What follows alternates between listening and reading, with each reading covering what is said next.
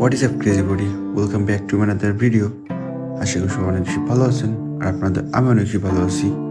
অনেকদিন পর আসলাম পাটগাতি ব্রিজের পর, আসা হয় না অনেক দিন, তাই ভাবলাম যে একটু ঘুরে আসি। আর আমাদের সামনে দেখতে পারতেছেন ইয়েলো কালারের GSX-R, আর GSX-Rটা এত বেশি পাগলা, তার সাথে অন্য কোনো বাইকের তুলনাই দেওয়া যাবে না। ঠিক আছে, যদি R15 অথবা GSX-R চালায় থাকেন তাহলে বুঝতেই পারবেন, R15 থেকে GSX-R চালায় অনেক বেশি মজা। যাই হোক, ওইসব বাদ দিন, এখন যাইতেছি আমরা টুঙ্গিপাড়া পার্কের ভিতর, কারণ ওইখানে গেলে অনেক মানুষ দেখতে পারবো আর তাদের রিয়েকশন নিতে পারবো। ঠিক আছে, সো আমরা একসাথে এখন যাইতেছি টুঙ্গিপাড়া।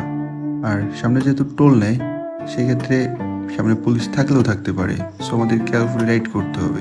যদি বাই চান্স পুলিশ থাকে তাহলে আমরা টান দিয়ে বের হয়ে যাব। গাইস, বলতে না বলতেই পাশে দেখতে পারতেছেন পুলিশ আঙ্কেল। পুলিশ আঙ্কেলের ব্যারিকেডে আমরা চলে যাব এখন টুঙ্গিপাড়া পার্কের কাছে। আর পার্কে যে আমরা দেখবো ওইখানে কত মানুষ আসছে সেটা আপনাদেরকেও দেখাবো।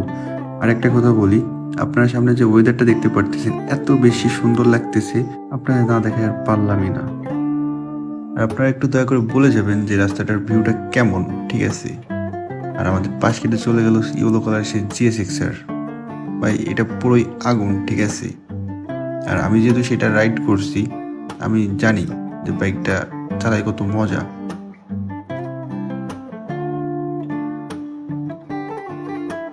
কিছুক্ষণ বাইক রাইড করার পর আমরা চলে আসলাম টুঙ্গিপাড়া বাজারের উপর।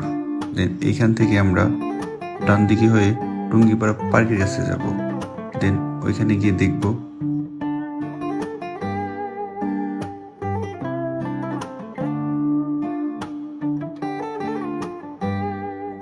বুঝি না কেন ভাই, GSX-Rটা আমাদের আগে থাকতেই হবে, আমরা তো তাকে ওভারটেক করতে পারলাম না।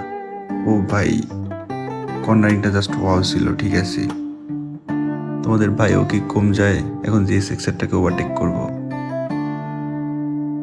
টুঙ্গিপাড়া বাজারের মোড় থেকে 1 মিনিট বাইক রাইড করে চলে আসলাম আমরা টুঙ্গিপাড়া পার্কের কাছে। এখানে এসে দেখি আজকে কোনো লোকজনই নেই, সো যেহেতু আমরা আসছি সেহেতু আমরা এখানে 5-10 মিনিট থেকে আমরা চলে যাব।